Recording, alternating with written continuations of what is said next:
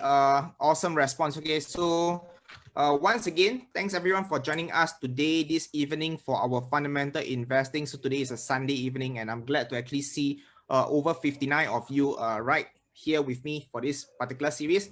So as promise, okay, on my part, I will deliver as much as I can, okay. And for you guys, okay, like I said, for those of you who have been participating in our fundamental investing, okay, you guys need to do a little bit of work, okay, need to do a little bit of work, but don't worry, it's not going to be now, it's going to be later on. So what happened is that, like I said, for this 1.5 hours, it is going to be like a workshop, right? So for the first 1 hour, I'll be sharing with you how to actually analyze stocks, how do we do the valuation. And for the last half an hours, we are all going to put in the work.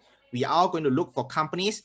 We are going to fill in a spreadsheet with all the information that we have actually learned over the past 1 hour. And then at the end of the day, we are all going to walk away with a shopping list, with a list of companies, and we know exactly what company to buy and what company to avoid. If this is good for you, can you just type in 888?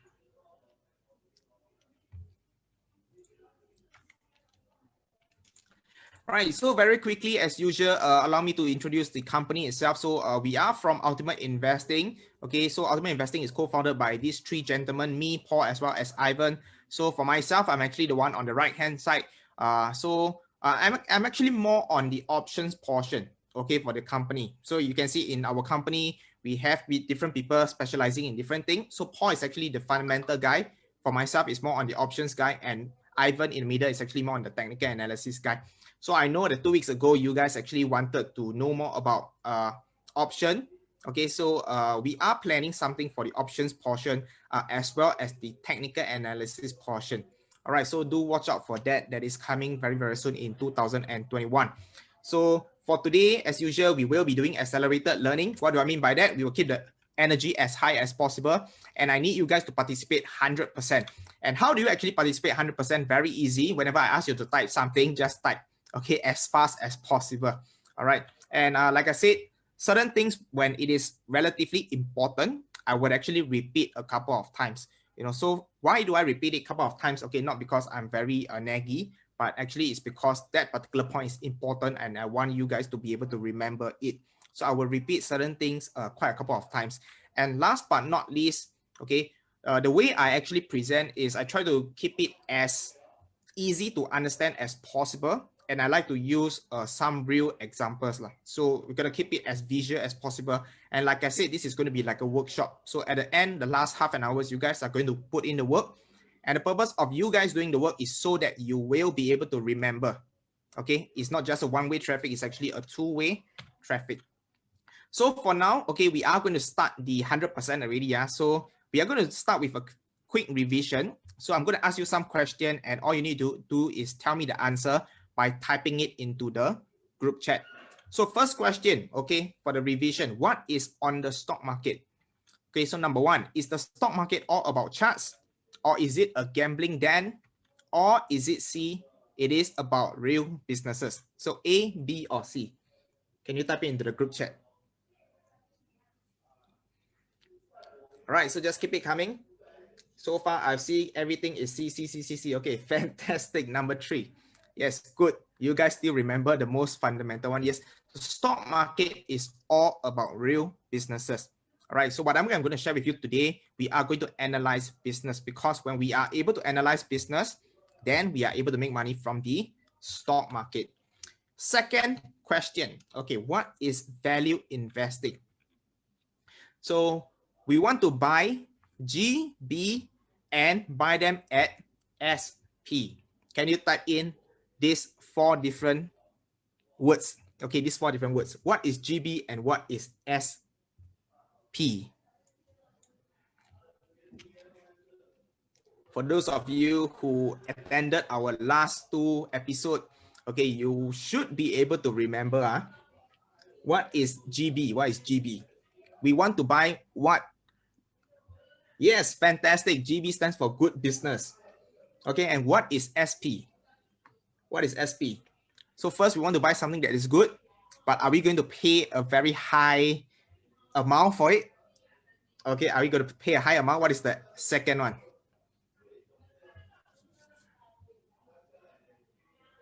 What is SP? What is SP? Anyone? So far, everybody has got the got the first one correct. Okay, yes, AJ says something price. Yes, we want to buy them at a what price? Suitable price, specific price, suitable price, safe price. Yes, congratulations, Charlie. Sensible price. Okay, so the correct answer is we want to buy great businesses, okay, good or great businesses, and we want to buy them at a sensible price. All right, so that is actually going to be the key answer for this.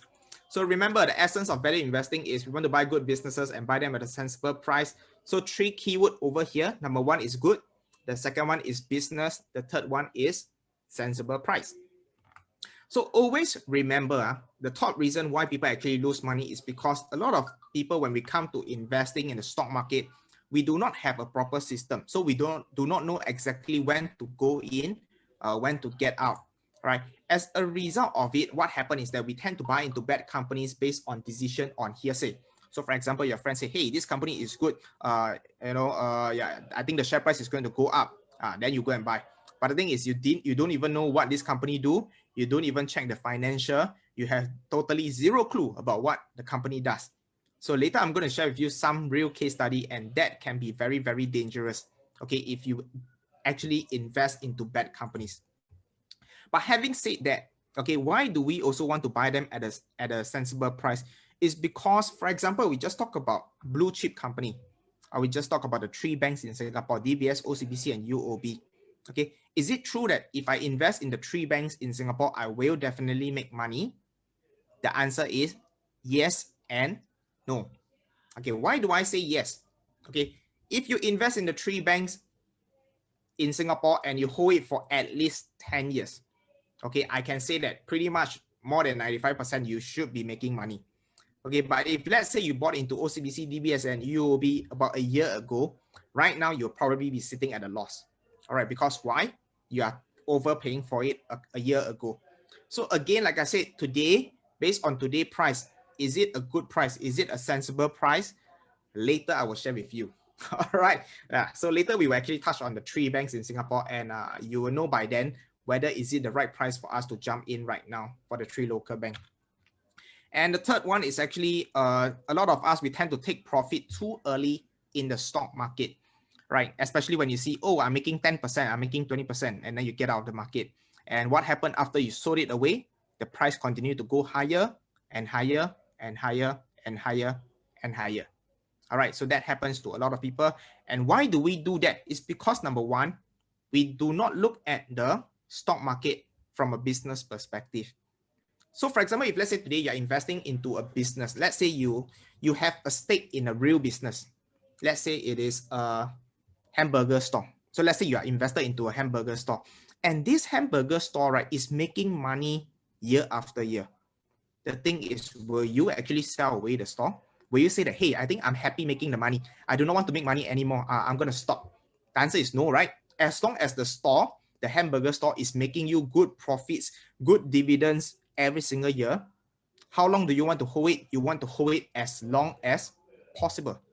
So it's the same thing when it comes to the stock market. If the company is doing well and every single year they're giving you dividends and they are still growing as per what you actually project, right? There is actually no reason for us to actually take profit unless you really feel that you have too much money lah, and then you are very, very, very happy with the profit. Then probably you can sell it away, right? So we want to look at the business from this perspective. As long as the business is still growing well, as long as everything is as per normal, continue to hold it.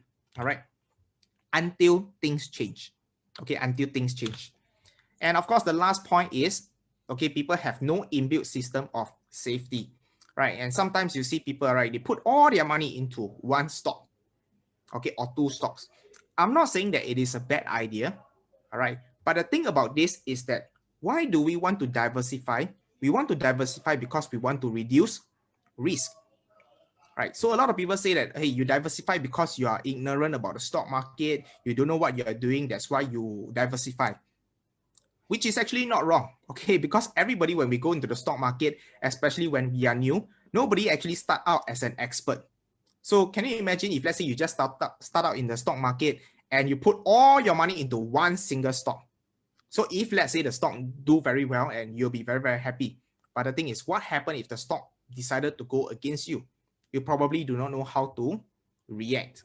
All right. And sometimes the best company, for example, Luckin Coffee, nobody expect, a company that is growing very, very fast in China, suddenly they say that, hey, there's a fraud. And then this company just go bankrupt. All right. Or if we look at Alibaba, for example, you look at Alibaba, you say, oh, I just bought a lot of things from Taobao, and I believe that Alibaba is a good company. And then suddenly the China regulatory just came in and restrict or control or regulate the whole company. Immediately the share price dropped by 15%. So these are certain things that we can't really control. And if you are putting everything into just one single company and suddenly something happened, a bad news happened, and the price dropped significantly, you probably will not be able to, I would say, hold it for long because you do not have the conviction. Right. So remember, there is actually a proper way to profit from the stock market, which we are going to share with you today. So 3 investing principles that I always emphasize a lot, which is this thing called DCL. Right. So for those of you who have attended our crisis income formula webinar, can you actually share with the rest? What is DCL? I've repeated this many times this year. Okay, for those of you who have attended our crisis income formula webinar, okay, I told you that that is the most important slide you have to remember. Dollar cost averaging. No, not dollar cost averaging. What is DCL? Anybody remember? Yes, fantastic. D stands for diversification. Okay, so everybody put it somewhere, diversification. And what about C? The second one. CYL, 3 different words. 3 different words. Okay, cut loss, very close. Okay, the second one is actually cut your losers. Okay, cut your losers. That means if let's say today you have a stock and the stock just keep dropping and dropping and dropping and dropping. Okay, a lot of us say, never mind, we just keep holding. One day it will recover, and then it just continue to drop and drop and drop and drop. All right. So if a price keep dropping, there must be a reason why the share price keep dropping. So always make sure that you go back to the fundamental, check what is happening to the fundamental of the business. All right. If let's say the business fundamental have changed, cut your losers. And the last one is let your profit run. Okay, let your profit run. Can somebody just type this this 4 word in? Okay, let your profit run, so that the rest of you can actually remember. Thanks, Victor. All right, so the first one, I repeat, is diversification. The second one is cut your losers. And the third one is to let your profits run. So if you have a good company that is growing well, don't take profit too early. Let it continue to run. All right, and 2 weeks ago, we also talked about when we look at a business, okay, there's actually 2 different types, okay, 2 different areas whereby we can actually look at it, okay. One is looking at the numbers, the other one is looking at the quality. Okay, can you actually share with us what is this 2Q? Quantitative, yes. Jay is right. What about the other one? Yes, fantastic. Okay, quantitative versus qualitative. So I'm going to do a quick refresher. What is qualitative? So qualitative are basically things that you can't really measure. It's not measurable by number. So for example, things like management, company culture, the competitive advantage, as well as the branding. So these are things that we can't really feel. We can't really touch them. We can't really put a number to it. But yet they can actually tell you whether this company, is it good or is it bad. And of course, if we look at the quantitative of the business itself, which is looking at the numbers. So what are some of the numbers that we are focusing on? Number one is the earnings. The second one is the cash flow. The third one is the efficiency. And the last one is the debt. Okay, so these are the 4 quantitative part of the business that we are focusing on. Right, and of course, when we come to the qualitative part, just now I talked about comparative advantage. What makes your company, okay, stronger than the competitor? Okay, then we talk about these 4 letters starting with the letter M. So what is this 4 letter starting with the letter M? MOATS. Very, very close. It's actually MOATS. Yes, understanding the business MOAT. Right. So why is it important for us to look at the MOAT? Okay. So for example, 2 weeks ago, I shared with you this example between 2 bubble tea shops. One of them is Gong Cha. Okay, the other bubble tea shop is actually which one did I use? Gongcha versus what's the normal bubble tea? Each a cup. Okay, let's look at Gongcha versus each a cup. Okay, which one do you think has got a higher pricing power? Gongcha or each a cup? Okay, somebody say Koi. Okay, either one.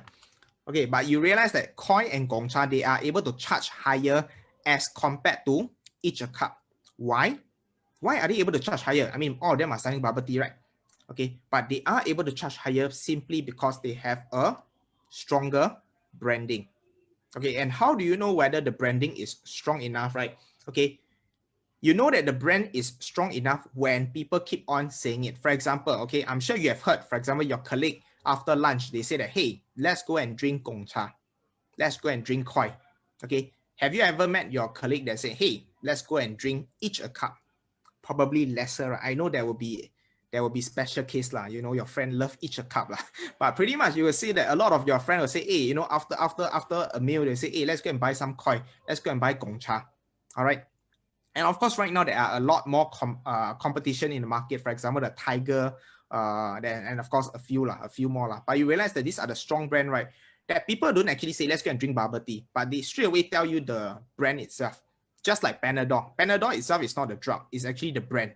Okay, but people straight away assume Panadol as the one that, you know, it's actually paracetamol. The one that can actually cure your fever and reduce pain is paracetamol. Panadol is just one of the brand. There are many other brands out there, but people straight away assume Panadol. Panadol is the one that cure my fever. All right, and of course nowadays when we want to do a video conferencing, does people say, hey, let's go and do a video conferencing? Again, people do not do that, right? People say, hey, let's go and do Zoom, or let's go Zoom. Tonight we're gonna Zoom. Right. So when you see people are straight away using the brand itself as a certain action, you know that the brand itself is very, very powerful. And usually they are able to charge a premium, okay, because of the brand when it comes to that particular awareness. So when it comes to business mode, right, we actually put it into 3 key categories. Okay, the first one is what we call network effect. Okay, the second one is intangible asset. And the last one is, anybody know the last one? The first one is network effect. The second one is intangible assets. And the last one is, anyone still remember? Sources of cash. That wrong. What is the last one? What is the last one? I think everybody need a refresher. Okay, the last one is actually switching cost. Yes, thank you so much, Jay. Okay, switching cost. So I'm going to start off with the first one again. This is again a refresher to what I've gone through 2 weeks ago. So network effect basically works on company that works like a platform. Okay, for example, what do I mean by platform? You can just link it to, for example, Facebook, Uber, Alibaba, Booking Holdings. You realize that what are they doing? They are basically just linking 2 parties together. So for example, Facebook, they are linking the user, like you and me, to the advertiser. And Uber is linking the driver to the, you know, consumer, people who want to take taxi. And Alibaba is basically, again, consumer to the SME or the small business owner that want to sell goods. And you realize Booking Holdings, the place where you book your hotel, hotel.com and all that, they are just linking the hotels to the consumer. So they are simply a platform, or rather a website in many cases. Sometimes it is an app. So they are just a platform.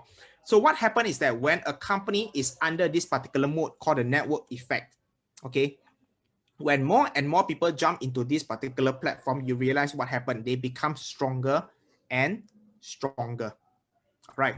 But what happened is the network effect, right, for this kind of company, at the very starting phase, when they are just starting out, it is very expensive. They need to throw a lot of money. If you remember when Grab and Uber just come into the market in Singapore, they actually throw a lot of money. First, they throw to the consumer. They say that, hey, if you take Grab, I'm going to give you free voucher. Just go and take lah. You just take for free. Never mind. Then they also reward the driver. They say, hey, if you drive for us, we give you $10, $20 an hour guaranteed, and things like that. So they have to throw a lot of money to put everybody into the platform. And once the platform is stabilized, once everybody start using it already, you realize what happened. They start to remove all this incentive, and then people say, hey, well, become expensive already. But that is how just the way it is lah. But people are already used to the platform. They will continue to use it. So network effect, very, very powerful. Okay. The next kind of mode is what we call intangible asset. Okay. So intangible asset, there's a few ways. Number one is patent, branding, R&D, and of course, regulatory. So when it comes to patents, okay, most of the time we link to pharmaceutical drugs. Okay, so certain drugs in the market, let's say you create a drug that can cure cancer. Then you file for a patent. And what happens is that when you have a patent, usually for the next 12 years, anybody that use your drug have to pay you the money. Okay, and people can't simply copy your drug and develop the same drug as you. All right, so that kind of protect the company from competition. Same thing, we talk about branding. So how do you know whether a company has got this mode or not, right? Okay, just ask yourself, if let's say today you have $100 million, can you replicate the same business or not? Okay, so for example, today you want to destroy Nike. I give you $100 million. I say, hey, you come out with a company and you go and destroy Nike. Do you think it is so simple? Probably not that easy, right? Maybe you can call yourself Nike or I don't know I don't know, some other name okay, that looks very similar to Nike. But the thing is, people are not going to buy you simply because you do not have the brand itself. Okay, you do not have again, the mode protects that particular business, so that even if you have money, you can't actually just destroy them and compete with them. Right, so that is what makes economic mode so powerful, especially to a business. So intangible asset, what are some of the industries? For example, healthcare, just now I talked about the patents, consumer discretionary, luxury product, as well as fast food. So LVMH, for example, our favorite branded goods, Louis Vuitton, as well as Moet Hennessy, right? So why people spend so much on LV is because of the branding, all right? And of course, Starbucks itself is very, very powerful. People are willing to spend $5, $6, $7 on a coffee that is just normal. All right.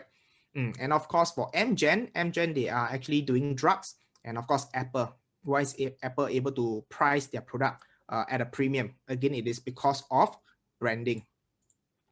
And of course, the last mode that I just want to talk about is this thing called switching cost. So switching cost is also what we call a sticky business. That means the moment your customer use your product, they find it difficult to switch to other competitor. So what are some of the examples, or what kind of industries usually would have this mode? It's usually the software businesses. So just think of your Microsoft PowerPoint, Excel, all the Microsoft product that you are using. You realize that in the market, there are a lot of other comparison or other product out there. For example, Google Sheet, Google Form. But most of the time, we are still using Microsoft because we are used to it. And to a certain extent, we are familiarized with how it works. So we do not want to switch it, right? And of course, if we talk about app itself, if you're used to using Windows, you do not want to switch to a Mac. And same thing, if you're using Android, you find it hard to switch to an Apple phone. And same thing, vice versa. If you're using an Apple, you find it difficult to switch back to Android, right? So that is, again, the software as a service. So Microsoft, Apple, Salesforce, Adobe, all these software company, usually when they come up with software, they try to make it a little bit difficult for you to switch to other competitor. All right. So yeah, that is something that is really, really powerful. So recently I heard in the news, right, something exciting to also share with you is that Microsoft is actually coming out with their own chip as well. Okay, Microsoft is coming out with their own chip. So they are actually withdrawing themselves from Intel. So what happened is that recently, if you get bought by any of the Microsoft, let's say Surface Pro and all the laptop, right, the processor is by Intel. Right, so they have to use Intel. But what happened is that based on the latest news is that Microsoft want to develop their own chip, which means that they, in the future, maybe your Surface Pro and everything, all the Microsoft product is all going to be using Microsoft own processor instead of using, Intel. So that is something similar to what Apple has already done. Okay, Apple used to, all their MacBook Air, MacBook Pro and everything used to also run on Intel.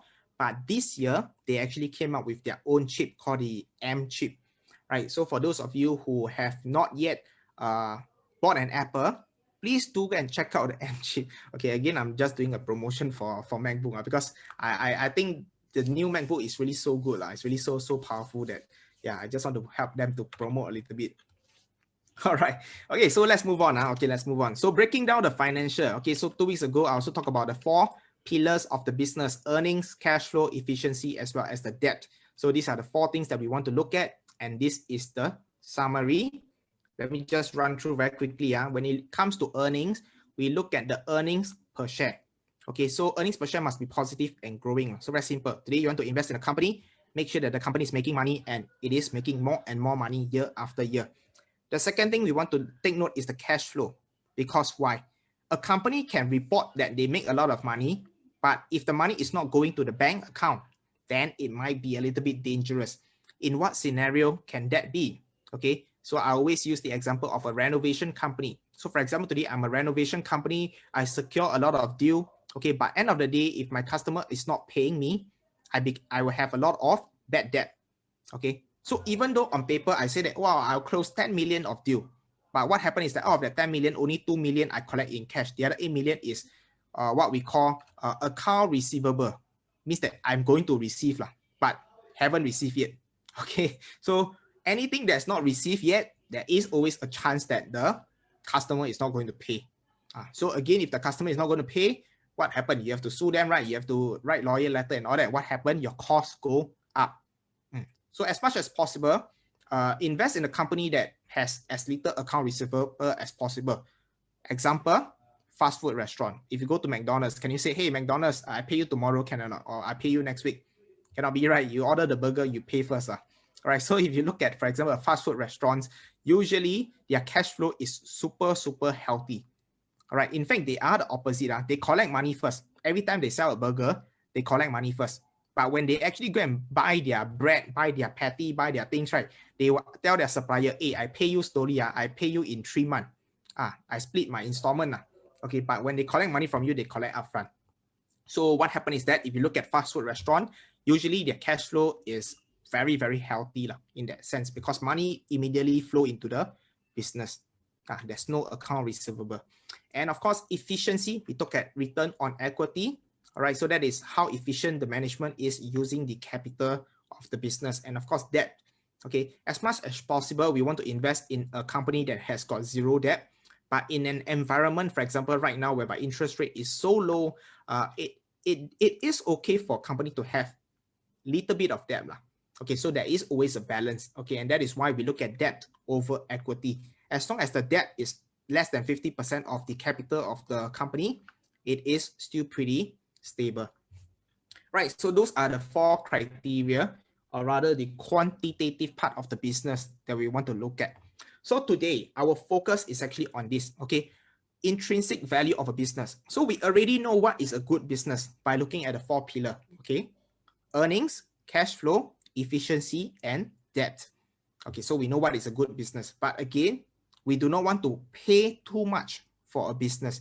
And that is why today you need to understand what makes a company expensive and also what makes a company cheap. So let me ask you a very, very simple question. Okay, maybe the guys over here, you would be more familiar with this. What is the value of this watch? Can you just type it into the group chat? What is the value of this watch? Assuming it's real, okay? Jay, $1,000. Anybody else? Victor, 10K. Wow. So you realize the difference, right? Okay, somebody willing to pay 1,000, somebody willing to pay 10,000. Another Mark, 200,000. Oh, kid, are you kidding me or not? Okay. Okay, Jeffrey, 20,000. Okay, I think I want to sell to Mark. Okay, Wesley is 15K. Anybody else? So you see, we have a range from 1,000 to 10,000 to 200,000 to 15K. Okay, anybody else? Adele is 5K. Right, so let me share with you some examples. So for example, some people will shout 500, somebody shout 2,005, somebody shout 10,000, and somebody of you shout 25,000. But what if, okay, what if today I actually show you this particular information? So if I go to Carousel, okay, and I type in the model, which is Rolex Daytona Panda. Okay, people is selling a brand new Rolex Daytona Panda for 39,999, 39,999. Okay, then again I look for another seller. Okay, another seller put 38,500. Okay, and one more. Okay, one more. Another seller put 37,800. So these are the few prices that I managed to find on Carousel. So just by doing a little bit of market research. So how many of you would love to buy this particular watch at 25,000? Yes or no? Just type in a Y if yes and N for no. Yes or no? Okay, assuming it's real lah. Okay, let's not say people say hey, later your one is fake one, things like that. Okay, let's all assume it's real. Okay, yes or no? Based on the research that I've shown you lah. Okay, again, you can also do your own research. Okay, but based on what I've shown you, 25,000 for this watch. Right, pretty much so far I see everybody put yes. Victor put below market price.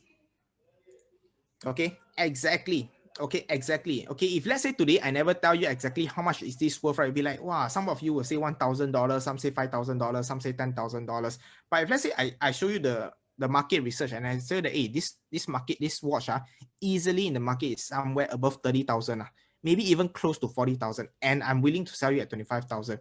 Immediately you will say, wow, this one can buy one, right?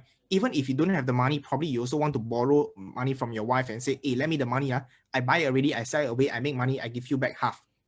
So you will find ways. Why? Because this particular watch is what? Is undervalued. Okay, it is undervalued. Right. So same thing over here. When we go to the stock market, what we are looking out for is actually undervalued businesses. So that is why a lot of people, if you look at new investors, right? Okay, people who are not familiar with how the stock market works, they will look at the share price. They'll say, wow, hey, this stock $10, very expensive. Then they look at another stock. Hey, this stock 20 cents. 20 cents is cheap.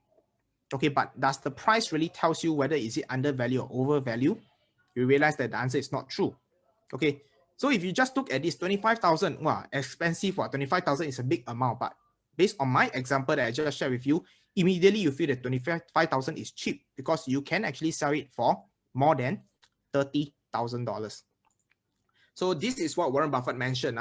Price is what you pay and value is what you get. Okay, and I think with this, right? Okay, and recently quite funny. I have friends who have been sharing with me about Rolex and things like that. Then I realized why men, right, love to buy Rolex, and most of the time the wife will approve, this purchase one, because the man will always tell the wife, hey, I buy this Rolex can make money. Then the wife say, well, can make money, okay lah, buy. But most of the time I don't see them selling away lah. Actually, same goes for the wife lah. The wife will buy the Hermes handbag or the Chanel handbag, and they say, "Oh, this one good value. Buy already. 2 years later, I sell, still can make money." Then the husband says, "Okay lah, can make money. Just buy lah." All right. So why? It's because although it is expensive, although the Chanel bag is expensive, but when you know that you buy the bag today, 2 years later it's going to be even more expensive. Suddenly you realize that, hey, now it's actually a good value. Okay, the value is actually there, even though the price is relatively high. So remember, there's actually 3 ways to evaluate a business. The first one is to simply look at the book value. Okay, later I will elaborate more on what is book value. So just remember this term first. Number 1 is look at the book value. The second one is to look at the earnings. How much money are they making? And the third one is to look at the dividends. Okay, so can you all just spend a little bit of time? Okay, can you just type in these 3 words, book value, earnings, and dividend into the group chat? Because I want you to remember it. Okay, and only by typing, you will remember. Okay, so I give you about 30 seconds. Okay, just type in book value, earnings, dividends.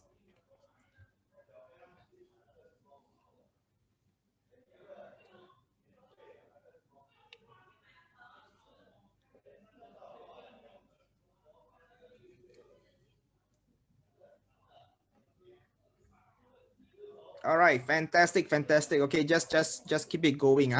Okay, then I'll just move on. So now people will also ask me, so Bowen, why are there different valuation methods? Why can't we have just one method to evaluate all the company? Okay, very simple answer, because you have to understand that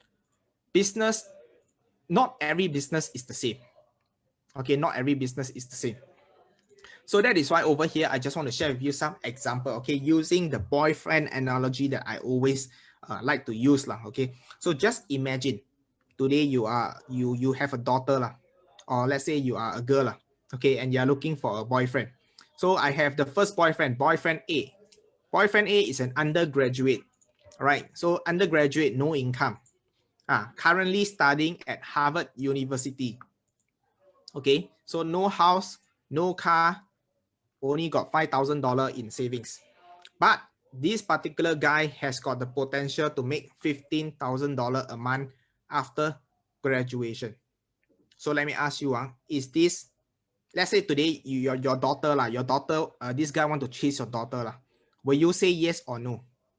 If you say yes, put 111. If you say no, put 000. 111 for yes, 000 for no. No income, no house, no car, $5,000 saving, but got potential lah.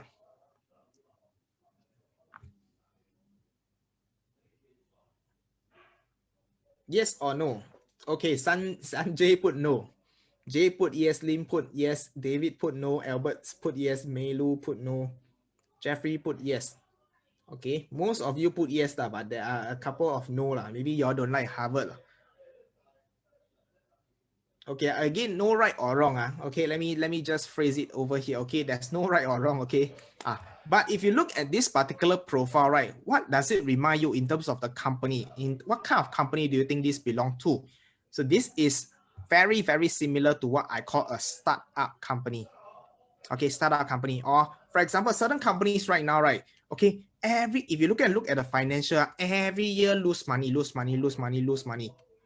But got a lot of potential. When people say that, wow, 5 years down the road, this company is going to be 10 times or 100 times larger than it is today. Okay, so let me give you some examples. For example, Singapore, right? There's this very, very famous company called Shopee. Okay, Shopee, or rather we call it C Limited lah. So if I'm not wrong, C Limited right now, they are probably still losing money. Okay, if I never remember wrongly lah. If you look at their financial most of the years they're actually losing money one. So if you just simply look at the numbers, it might seems to be not so good lah. But these are what we call got potential one. Okay, that means if you continue to hold it, and the moment they turn profitable, it's going to go to the roof lah, just like Tesla. Okay, you realize Tesla over the last couple of years, okay, when they are losing money, the share price didn't really move much. But the moment they turn profitable, the share price move like crazy, okay, like go to the moon, right? So these are what we call startup company. Second type of boyfriend B, this is what I call the young executive. Okay, stable income, every month make $4,000, university graduate, no house, no car, 50,000 savings, but income is growing at 20% annually. So got track record lah, very, very stable income every year, for every month $4,000. And it's not just that, moving forward, the income continue to grow 20% annually. So what kind of company do you think this boyfriend actually represent? What kind of company? Okay, yes, growth. What else? Growth, stable, okay, company with a certain track record, you know. So in Singapore, we have relatively quite a lot of company that belong to this particular category. Okay, although not many of them grow at 20%, some of them grow relatively slow now, like 5%, 3%. But we do have a lot of Singapore company with relatively strong track record one. That means you know that their income are very stable one. Okay, every year they make a little bit more. Every year they make a little bit more. Okay, these are what we call the second group of a boyfriend. Okay, so I'm going to categorize them as earnings company. That means they have a track record of making decent earnings. Okay, they have a track record of making decent earnings. All right, and of course, I have the boyfriend C. Okay, most of the girls love this group one, born rich. Okay, previously I put the 3-letter ASK but I realized that not very nice to put ASK but anyway, I just put it as born rich So this boyfriend is a cashier at a land shop making $1,500 every single month. Polytechnic graduate. Okay, but he has one condo fully paid, one car fully paid, 400,000 in savings. All right. So stable income, okay, 1,500 lah, very, very stable one. The land shop will not close down one. But then 10 years later, the income is still 1,500 lah. So let me ask you this question first. If let's say you're the mother lah, okay, your daughter want to chase this guy lah. Yes or no? Yes for 111 for yes, 000 for no. This is just for my knowledge lah, okay. Huh? Seriously? Why everybody type no? 000. Well, y'all don't like people with a lot of cash. 400,000 cash. Melu. Wow, steady. 111. Okay. Very, very interesting. Very, very interesting. Okay. Yeah, maybe y'all don't like people who are born rich lah. Okay, but anyway, not enough. 400K, very fast finish. Yeah, but maybe he learned how to invest, then every year make 10%. So every year got 40K. But anyway, okay, this group of company, this group of people, or rather company, we call it the asset rich company. That means their earnings, they don't really make a lot of money, very, very minimal stable but they have a lot of cash one. They have a lot of asset. Okay, these are what we call asset rich company. So you realize, right, we actually have 3 different group of boyfriend. The first one is the one with no income but got a lot of potential. The second group is very, very stable one. Every year make a bit more. And of course, the third group with a lot of cash but income not that high. So can we use the same valuation method to evaluate all 3 of them? Do we have a matrix that can actually match all 3 characters? The answer is probably no, right? The answer is probably no. Right. So you realize that different group, right, we have to use different valuation metrics to see whether they are undervalued or whether they are overvalued. So the same goes for the stock market. So for example, for the startup company, okay, these are companies with relatively no track record because they are just starting out. So many of them are probably still losing money, but they have got very high potential. Right. And the earnings company, basically these are companies with a track record of earnings. So they have proved to you that, hey, my company is able to make money consistently over the last 10 years. Then I'm able to grow slowly. So some they can grow faster, some they can grow slower, but they have a track record of profit. And of course, the last one is totally no growth one. Okay, making money, not a lot of money, but these are companies with a lot of assets.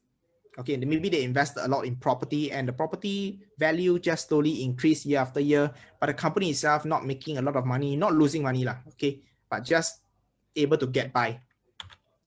So over here, I have 5 different companies. Okay, so what I need you guys to do right now, okay, is to tell me which category do you think they belong to. Is it the startup company, the earnings company, or is it the asset rich company?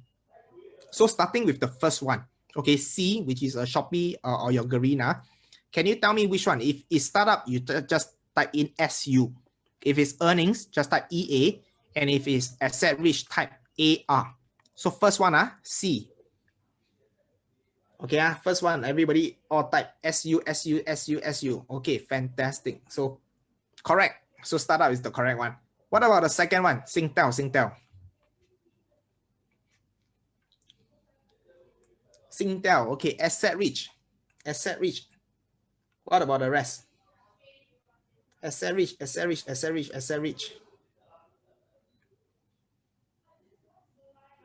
What kind of asset does Singtel have? Can you share with me? What kind of asset? Infra or infrastructure? You mean the satellite and all that? Does the satellite worth a lot? all the cable worth a lot of money. I don't know.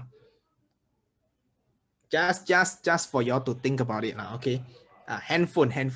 Okay, but personally for me, right, I see Singtel more of a earnings company. Okay, because end of the day, yes, Singtel, maybe because they have been in Singapore for quite a number of years, they have actually acquired quite a couple of buildings and assets. Okay, but other than that, I still see Singtel as more of an earnings company. Can they actually make money year after year? Do they have the track record of making profit or not? Okay, why I don't see them as being an asset company? Because like I said, all the infrastructure, all their cables, and all that is not worth any money. Okay, so yeah, I still see themselves as, in order for them to be worth more, the business itself must be able to generate profit. Okay, must be able to generate profit. And what about Capital Mall Trust? Capital Mall Trust.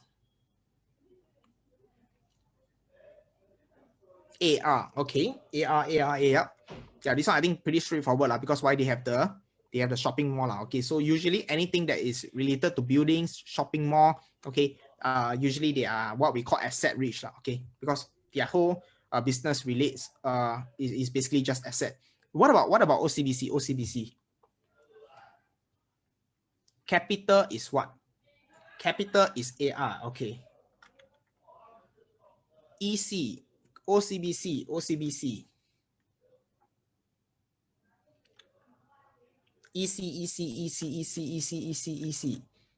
OCBC can be AR and EC.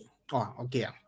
Okay, so this one a bit subjective. Okay, everybody type EC, but personally for me, I see bank as asset rich because why? What is the bank holding? Basically, bank is just holding cash. Okay, cash and buildings. So technically, yeah, they are because cash is also an asset. Okay, cash is also an asset and they are property as well, right? But of course, you guys are not wrong to say that they are also an earnings company because they do have to make profit from loans and things like that as well. But what happened is that the whole company, because they own a lot of cash, they own a lot of buildings. Majority of the whole asset is basically asset right? So today, if I actually sell away the whole bank, right, all the cash and all the buildings is actually worth a lot of money, right? Same. So why I say Singtel is not considered asset rich? Because if let's say today I sell away Singtel, okay, other than the buildings that they own, the infrastructure and all that is not worth much. It's not worth a lot. Okay, probably less than 1% of how much they bought it for. All the satellite, you give me, I also don't want. Okay, yeah. So, but OCBC is different. Okay, all the loans that they have technically is money, Okay, and of course the reserve, everything in the bank is all hardcore cash, right? And what about SATS? Okay, I give you all the answer already. SATS is actually earnings company. So same thing, SATS, when they actually deliver the service, they help you to do your luggage, deliver your luggage, give you the food, give you the airplane food, serve you. These are the things that SATS does. Okay, so they are more of an earnings company, right? So very important before you actually look at the valuation method, you need to first understand which category this company belongs to. Okay, are they more of the asset based or are they more of the earnings based company or are they the startup based company, right? So let's start off with the earnings company. Okay, basically company with a track record of profits.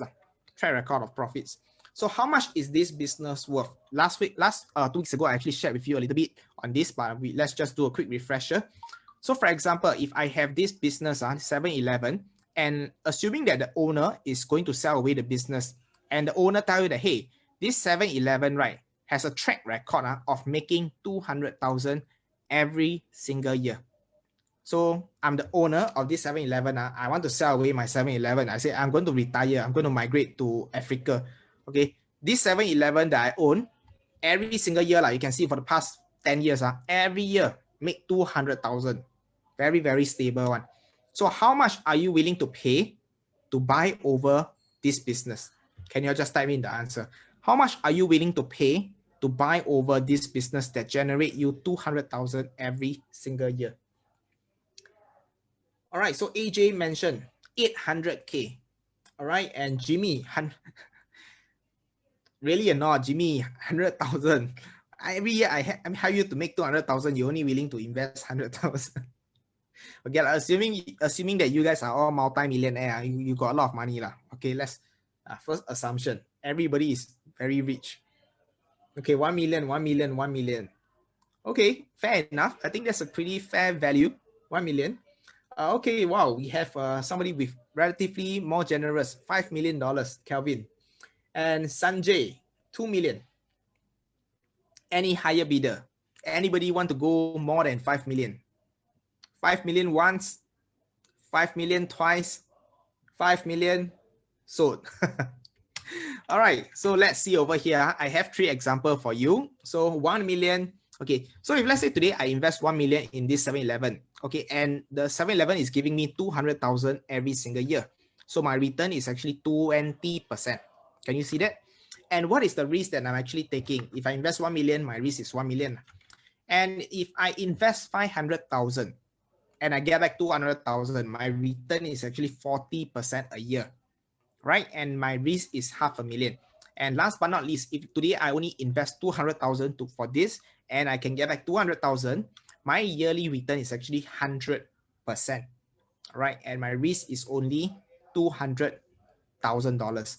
So just by looking at this particular example, okay, you realize one thing, okay, and that is a lot of people tell you that, you know, high risk, high return, low risk, low return. That is bullshit. Because why? If you look at this particular example, the one with the highest risk, $1 million, does it come with the highest return or not?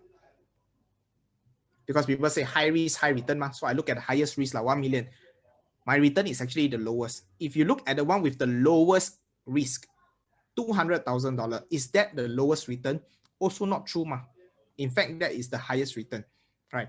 So just by looking at this particular example, right, this is what we call low risk, high return investment.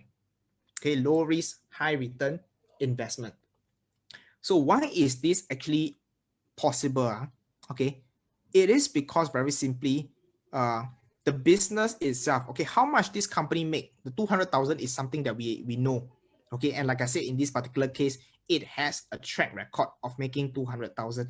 Again, like I said, the future or the past does not represent the future, but if let's say there has a certain track record, we can say that, you know, pretty much it should follow through. Okay, it should follow through, but not 100%, right? But why is it that we are able to move the price from 1 million to 500,000 to 200,000? Is because who determined the price? The market determined the price. If you just look at this, right, can you relate this to the stock market? Today, when I invest in, for example, OCBC, okay, OCBC, so the news already say that OCBC this year make $1 billion. That is something that is fixed. Okay, $1 billion means $1 billion. So no matter what you do, they are still making $1 billion. But you realize what is changing every single day, and that is the share price. So the share price can go as high as $2, you know, then after that it can go as low as $1 or even 70 cents. Okay, so you realize that if you're able to buy OCBC at 70 cents and yet they are still making $1 billion, can you see that your risk is actually lower? Because now your risk is only 70 cents, but yet your 70 cents is able to buy a business that make $1 billion. All right, as compared to buying it at $2. Okay, you actually have a relatively higher risk. So that is why valuation is important, especially so. And like I said, we only want to look at a business that has a certain track record. If you use this on a company that has unknown earnings, then you can't have this low risk, high return thing. Okay, the low risk, high return only works when you're investing in a good company and the price drop significantly. And like I said, most of the time, the price don't drop. But when does the price drop significantly? During crisis. Okay, during crisis. For example, if you look at what happened a couple of months ago, everything dropped like crazy. That is where you might be able to pick up a few bargains. Okay, and you might be able to get this low risk, high return. So let's look at the first one now, which is looking at earnings company, right? We are going to use this ratio called a PE ratio, price earnings ratio. So what is PE ratio? Basically, if you look at the formula, it is price divided by earnings. So price stands for the share price. Earnings stands for the earnings per share. How much money the company is making based on per share. So what happened is that, right, later I'm going to share with you how PE ratio actually works. But in short, right, PE ratio will tell you the number of years for the investment to break even. Okay, and of course, like I said, the smaller the number, the better it is, because you want to break even in the shorter year. So if you look at the example just now, right, okay, that I've actually showed you. So if I invest $1 million, okay, and every year I can get back $200. Remember the P ratio, price is 1 million. What is the earnings? The earnings is how much the business is making. There's 200,000. So 1 million divided by 200,000, that is 5. So how long does it take for me to get back my capital? 5 years, because every year I get 200,000, 200,000, 200,000, 200,000, 200,000. 5 years, I get back my capital, which is 1 million, right? So if you look at the second one, I pay 500,000 and every year I get back 200,000. So how long does it take for me to break even? 2.5 years. So that is the P ratio, 2.5. And of course, 200,000 divided by 200,000, that is P ratio of 1. And so if you ask me which one is better, definitely the lower the better. So at 200,000 at P1, that is the most undervalue. Okay, that is the most undervalue. So the next time people tell you that, hey, okay, the share price right now is very, very cheap. You just jump in, okay? Again, don't just jump in simply because of the price. Because remember, you also have to look at the earnings, okay? So always look at the P ratio instead of looking at the share price to determine whether the stock is undervalued or overvalued. So I just give you some examples. For example, if you look at the US market right now, most of them are relatively high. If you look at Amazon, they have a P ratio of 90, Alibaba 42, Disney 76, and Facebook 31.56. So all the numbers are pretty high. Okay, pretty high. Let's look at Singapore. Okay, Singapore on the other hand, P ratio for Singtel is 22.67, Genting is 16.59, Viacom is 17, and OCBC Bank is 10.12, right? So overall, you can see that OCBC Bank, in terms of the PE ratio, it is relatively more undervalued just by looking at these few examples. So what is the rule of thumb and what is the number that we are looking out for? Okay, in short, if let's say today you're a moderate risk investor, I would say 15 will be a reasonable number to look at. So any companies with a PE ratio of less than 15, okay, is what I call undervalue. Any companies with more than 15 is going to be overvalued. All right, so less than 15 is undervalued and more than 15 is overvalued. So what about growth company? So just now we look at the few examples, for example, Amazon, Google and all that. No, the numbers are so high, but if let's say it's based on 15, doesn't mean that all of them is going to be undervalued, or rather it's going to be overvalued. So that is why if today we are going to look at growth company, we are going to use this particular formula called PEG. Okay, so what is PEG? If you look at the formula, right, PEG actually is PE, which is the P ratio, divided by growth, the growth rate of the company. Okay, the growth rate of the company. So when the PE divided by G is less than 2, it is considered undervalued. Let me give you an example over here. For example, if you look at Facebook, okay, so when we use this particular metrics, right, one thing is very important is that the growth rate is something that you need to be able to determine on your own. And how do you actually get that? You have to look at the past record. You have to look at the company forecast, okay, or the analyst forecast. So you need to have a little bit of knowledge in order for you to get this projected growth. Again, this is something that you put in the number. There's no website to say, what is the growth rate of Facebook? Okay, you can also use that as a guideline. But again, it will be good if you can determine based on your own understanding of the business, okay, as a benchmark. So for me, let's say I believe that Facebook is able to grow at about 22% conservatively. So using the formula, just now remember PE ratio for Facebook is 36. Just looking at PE ratio 36, right, you realize that it is actually overvalued, correct or not? But if let's say today I use this particular metrics, so PE 36 divided by the growth, which is 22, is this number less than 2? You realize that the answer is actually 1.63. So if this is less than 2, then based on PEG, Facebook is actually undervalued. Okay, if you understand this particular concept, can you just type in 555? If you are a little bit lost, can you just type in 000?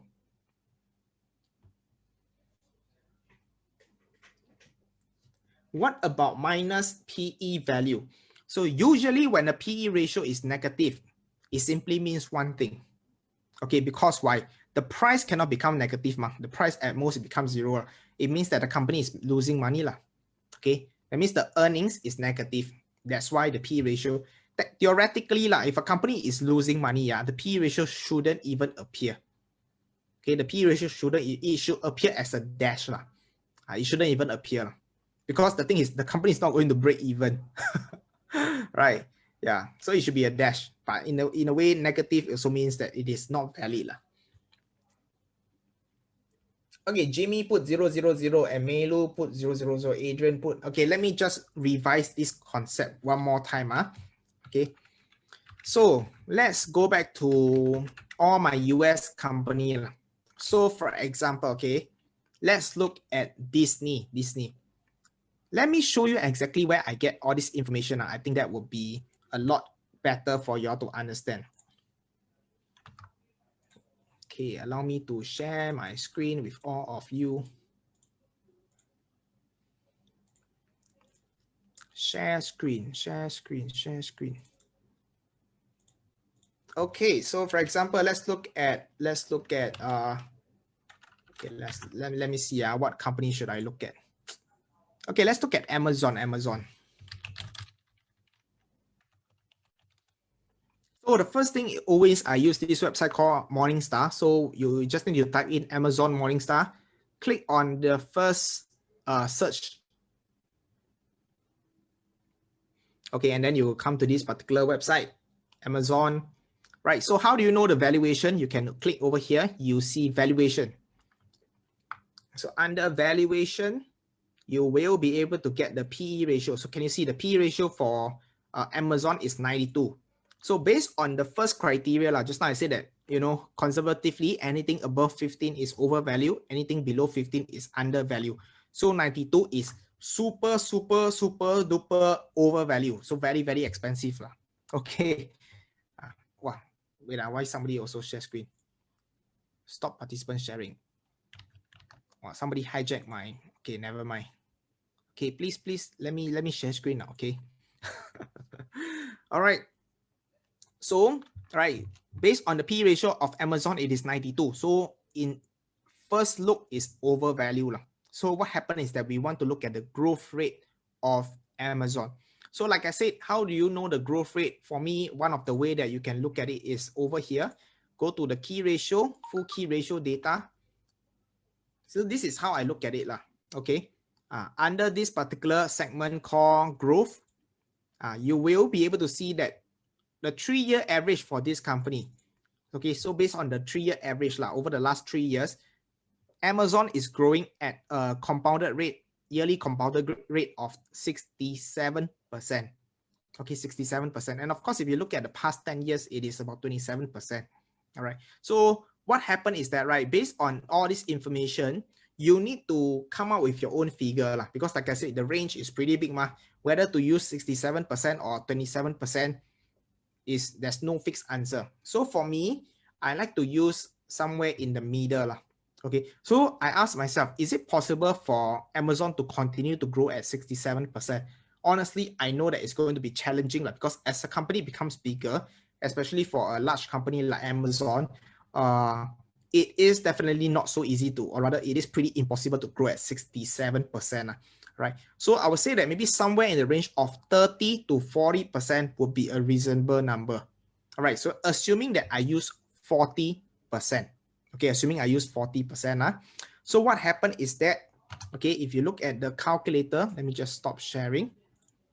I'm just sharing my screen.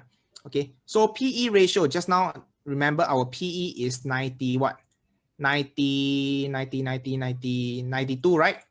Okay, 92. So if I go to my calculator, so PE is 92 divided by my growth rate, which I'm going to use 40%. So I'm going to use 40. So the number is actually 2.3.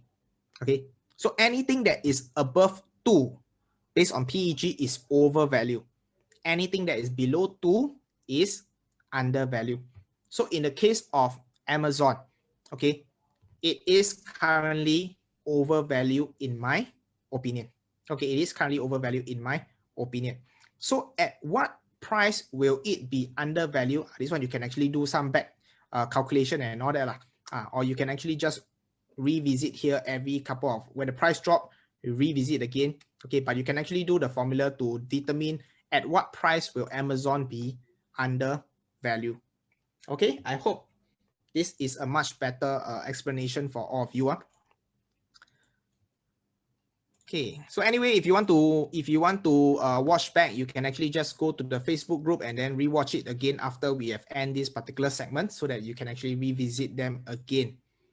Let me just go back to my slide. Okay, yeah, so let me just complete. Today a bit overrun. Okay, let me just continue first. Right, and of course, moving on to the second valuation method, which is if let's say today I'm looking at an asset-based company. Okay, so the question I want to ask you over here is, how much will you pay for this box? If let's say today I have a mystery box and I ask you to pay for it. Okay, again, type in your answer. How much are you willing to pay for this mystery box? 0. Okay. Okay, while you are typing, let me answer Maureen's question. But there is PEG ratio provided by Morningstar. Can we use that? Theoretically, you can use that lah. Okay, but personally for me, I like to, okay, what is the difference between the PEG that Morningstar give you and the PEG that you determine on your own? You realize that it's based on the growth rate. All right, so you do not know how Morningstar actually generate their growth rate. Right, so usually for me, I like to be conservative lah. So I prefer to use my own personal growth rate for that particular company. Right, so I determine my own PEG. But if let's say you're totally new, you're totally not sure, you can actually use Morningstar PEG as a reference as well. Okay, yep. So somebody put $50. Ling Tan put 100. Mark put $5. Wesley put $2. David put $10. Okay. Okay, yeah, you realize everybody put different answer, right? But what happened? Okay, if let's say today I give you one more information. If let's say I tell you that inside this particular box contains 1,000 Singapore dollar. Okay, now how much are you willing to pay for this box?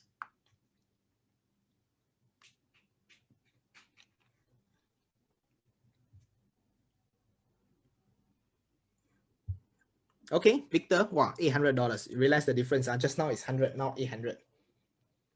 Okay, Kim, 900. Below 1,000. Okay, amazing. Okay, Jimmy, 500. Maureen, 500. Okay, so you realize that right now, suddenly your value, the price that you're willing to pay has gone up quite significantly, right? So in short, okay, I would say that the correct answer is, as long as it is less than $1,000, we are willing to pay for it because we already know that inside contains a $1,000 note. All right. So that is what we want to do over here when we are looking at asset-based company, okay? Because asset-based company are basically companies with a lot of assets. For example, the banks, the developers, the insurance company, the finance company, right? So what we want to do is we want to determine what is the book value of the company, okay? And what is book value? Okay, this particular term book value, sometimes they will use it as a net worth, or sometimes they will use this particular term called equity, but they actually all represent the same thing.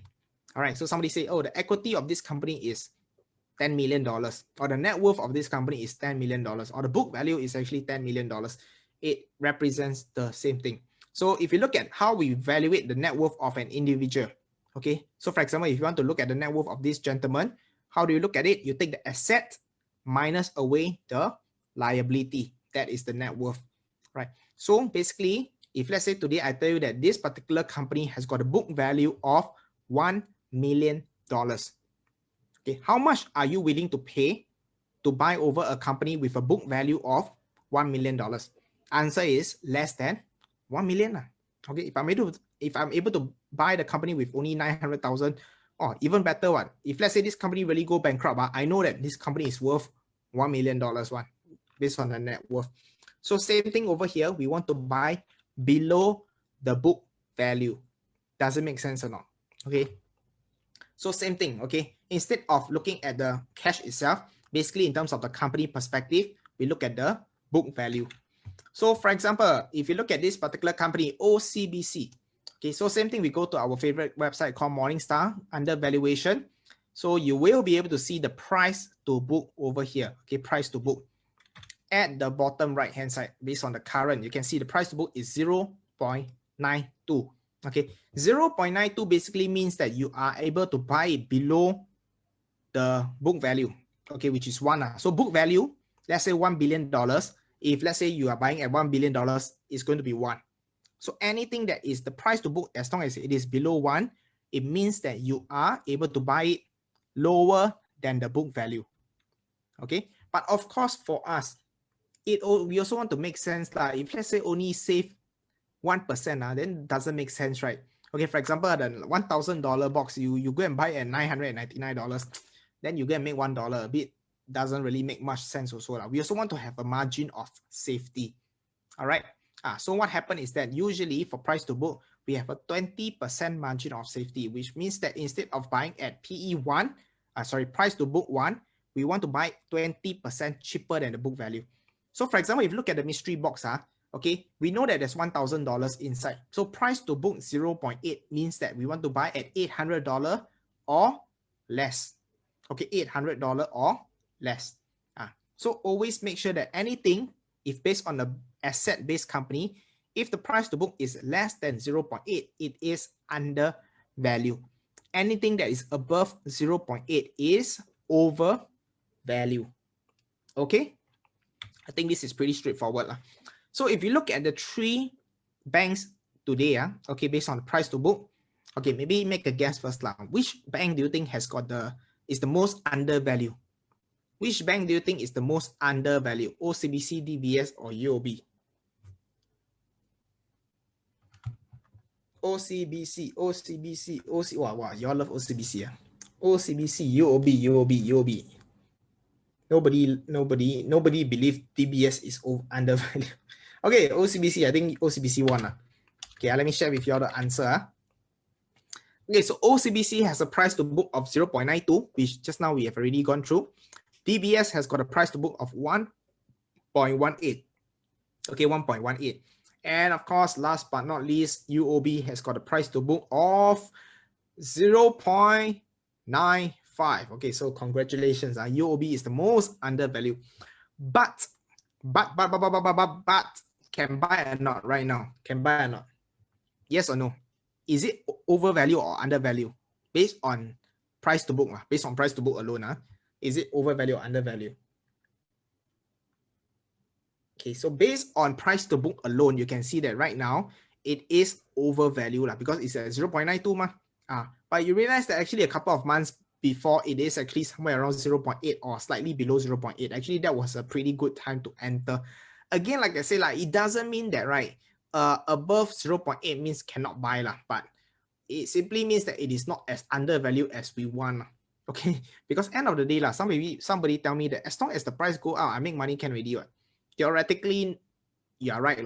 Okay, theoretically, you are right. But if every time you always go there with the mindset that as long as the price goes up, you will make money, then like that, any stock also can buy. Because as long as the stock go up, you can buy. Very expensive stock can become even more expensive. So you realize that you do not have a system.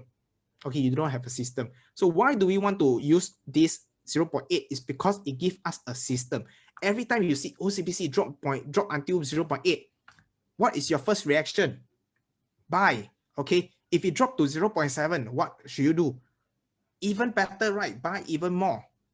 So if you have a number to use it as your benchmark to determine whether to buy or to sell, it will help you to decide whether to buy it or whether to sell it away. All right, so that is the whole purpose of having a method for you to follow. Is this also the trigger also for sell or offloading a stock? When do we sell, especially for stock that have a sudden jump due to takeover or investor new information? Okay, again, the selling part, okay, a bit technical, okay, which I can't cover it today. But in short, okay, let's say for bank, usually you can set a benchmark. For example, anything that's below 0.8, you will buy. Okay, and then when the price goes all the way to 1.2, because you know that 1 is fair value, which no reason for us to sell. But if let's say now the price to book of the bank goes to 1.2, which is 20% above the book value, that is a sell point for you. Then you just follow this rule. As long as you see the 3 bank drop below 0.8, buy. As long as the price to book go to 1.2, sell. Then you just repeat the process again and again and again and again. Right? Does this make sense? All right. So this actually helps you. All you need to do is instead of following the share price, follow the price to book. Okay, because it makes sense that when the price drop, the price to book also will drop. Okay. Last one already. Okay, I think today we got no time to do the spreadsheet lah. So y'all can siam no homework for today. Okay, as in no work for today lah, but doesn't mean that y'all got no homework lah. Maybe we do it as a homework. I give you 2 weeks to complete the homework. Okay, let's move on first. So 11, dividend company. So think of dividend as your pocket money. Okay, so I'm going to give you a new idea of how to look at dividend company lah. So let me ask you a very simple question. Do you want to receive intermittent or consistent pocket money? Intermittent or consistent? Yes. Yes means you want both intermittent and consistent. Cannot be lah. Do you want to receive intermittent or consistent pocket money? Which one? Okay, correct. Everybody want to collect consistent pocket money, right? Okay, so same thing. If you want to collect dividend, you want to make sure that the dividend is consistent. That means every year it give you lah. Not say this year I happy I give you, tomorrow not happy I don't give you. Okay. Next question I ask you. Do you want your pocket money to decrease, increase, or stay the same over the years? Decrease, increase, or stay the same over the years? Simple question, right? Okay. From a pocket money perspective, everybody want our pocket money to increase over the years. Okay, so same goes for your dividend. Now we want our dividend to be consistent and we want it to increase over the years. So let me give you this particular example, this particular company. If you look from the left to right, okay, let me just draw it out for you. Highlighted. Okay, from the left to right, you can see 2013, 2014, all the way until TTM, which is the current. So dividend per share means how much dividend they distributed. So this number, is it good or bad? Can you type in good or bad?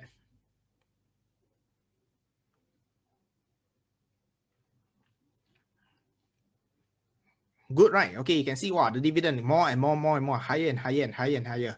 Okay, but if you look at from a percentage perspective, okay, the percentage is about 1.8 to 2%, not exactly that high, but just from the consistency and the way it grows over years, right, you realize that, hey, in terms of the dividend payout, it's actually pretty good. Okay, it's actually pretty good. So what company is this? This company is this company called 3M. Okay, 3M. I'm sure you have heard of 3M. If you go and look at your washing, the one that you use to wash your dishes, the Scotch Brite, all these are under 3M. Right, as well as some of the masks right now is also under 3M. So very, very stable business in the market for a long time. They are dominating. They are the largest in what they are doing. And the dividend is very, very stable. It's not just stable. It's more and more year after year. So amazing company. So the next one, okay, the next example, you tell me good or bad?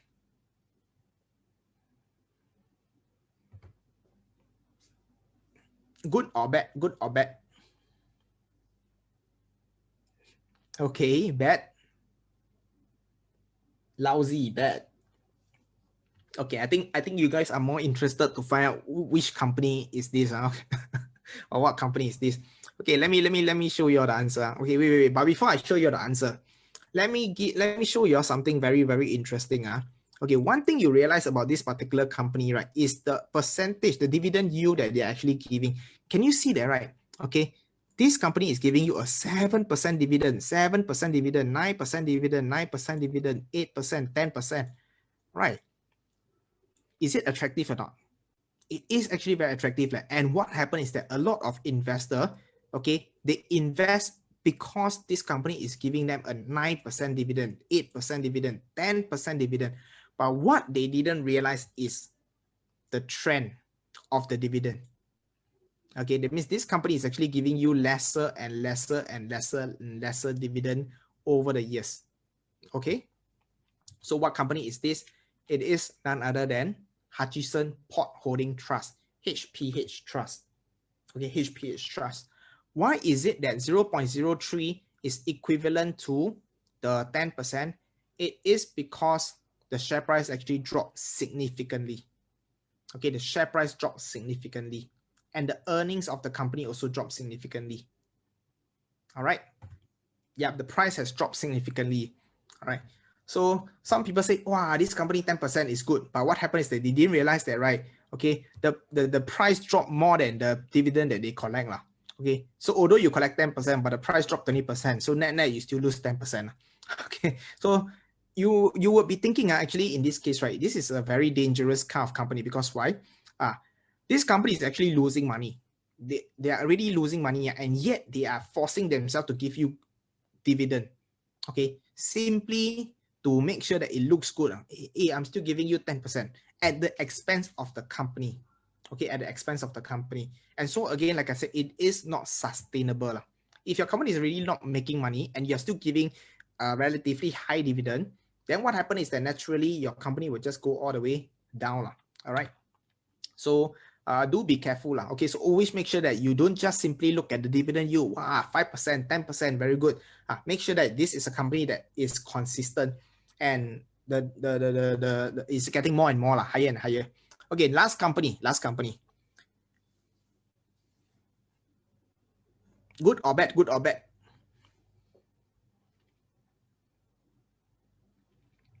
Bad. Okay. Anybody else? 20 cent, 20 cent, 20 cent, 17 cent, 16 cent, 7 cent, 7 cent, 7 cent. Quite straightforward. This is definitely bad. Okay, but same thing goes. You can see the dividend yield is also pretty attractive. 4%, 5%, 7%, 9%. All right. So this is a company that we are all pretty familiar with, and that is StarHub. All right. So in 2018, 2019, the company decided to cut the dividend by half. So before they cut the dividend by half, what happened is that at that particular year, the dividend appears to be very, very attractive, okay, at 9%. Okay, but what happened is that if you look at the earnings of the company, you already know that it is not sustainable. There is no way that they will continue to be able to give out 0.16 cent. So for those of you who are familiar, who are already looking at the earnings of this particular company, you know that they have to cut down the dividend. Okay, and in this case, they cut by almost 50%. Okay, they cut by 50%. Even after the cut, you realize that the dividend yield is not really that attractive anymore. Okay, it comes down to right now it's about 3.65. Right, but of course, if let's say they can start to recover the business and turn around, then slowly increase this to 0.08, 0.1, 0.12. Of course, it might be a good thing. So this is something that you need to monitor, okay, and look at the future growth of this particular company. So StarHub, right? So always look for consistent and growing dividend with a dividend yield of more than 5%. Okay, so first thing first, look at the consistency. Second, make sure it is growing. And the third one is dividend yield must be more than 5%. So if you find a company that is consistent, growing, and giving you more than 5%, don't wait anymore. Just go and buy it. All right, just go and buy it. Right. So like what I've mentioned just now, unfortunately for today, I don't want to overrun it. So we are going to skip the shopping time. Maybe we will do all the shopping at one go 2 weeks later. Okay. 2 weeks later, we will do all the shopping. But what happened is that, right, during our shopping time, okay, some of you already have this fundamental investing shopping list. Okay, so this shopping list will basically contain all the information that we have actually just gone through: earnings per share, operating cash flow, efficiency, debt, and then we actually have a scoring system for it. And under the good price, that is what we have discussed today, which is the P ratio, the price to book, as well as the dividend yield. So where can you find all this information? Like I said, it's all inside the Morningstar under valuation. You will be able to get all this figure. All you need to do is just put it in. So like I said, how do you determine whether this is a good company? First, it has to have a score of either 3 or 4. Okay, I repeat, the scoring on the left-hand side must be 3 or 4. And on the good pricing, it must fulfill any one of the criteria. Okay, I repeat, under the good pricing, it doesn't have to fulfill all 3. Okay, that means you don't have to find a company that is below P15, price to book below 0.8, dividend yield more than 5. Okay, not possible to find a company like that. Okay, it has to just fulfill any one of it. Okay, any one of it. All right, so just now, remember, I look at OCBC. Okay, OCBC based on price to book is 0.9. Okay, which means that it is actually slightly over value. But if you look at the PE ratio of OCBC PE ratio right now, I think it's about PE 10, which means that based on the PE ratio, it is actually overvalued. Okay, so you have to decide which one you want to use. If you want to enter based on PE ratio, then you enter based on PE ratio. If you are looking for OCBC as a dividend stock, okay, then make sure that you follow it based on dividend yield. Is OCBC giving you 5%? If it is, then it is good time for you to enter. Okay, so just follow one of it. Don't need to fulfill all three of them. Right, and of course today we are going to skip all this. So today no work lah. Okay, yeah. Okay, so what happened is that, okay, before I end off, I just have a quick announcement to make. Okay, a quick announcement to make. Okay, but of course, what happened is that for today, since I'm not going to, we are not going to do the work, I'm going to share with all of you the link for this particular, for this particular Excel spreadsheet. So just give me a moment while I actually look for the fund invest. Okay, let me just give me a moment. Let me go and find my link. bit.ly/fundinvest. Is it? Yes, okay. Okay, so I have actually just put up a link, okay, on the Zoom chat, bit.ly/fundinvest. So once you go to the link, you will be able to access the Excel spreadsheet, right? So you can actually go and play around with it. I don't think you will be able to edit it. So you can actually go and download it, and then you will be able to go and change all the figure on your own. Is this only applicable to Singapore stock? No, this is also applicable to US stock, Hong Kong stock, China stock, everywhere in the world. Okay, so yes, you can actually use this to apply it to any other country as well.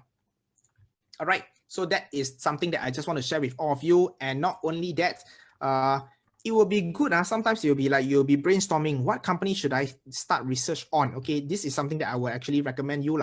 Okay, think of this. Which are the companies that you believe will still be around 10 years later?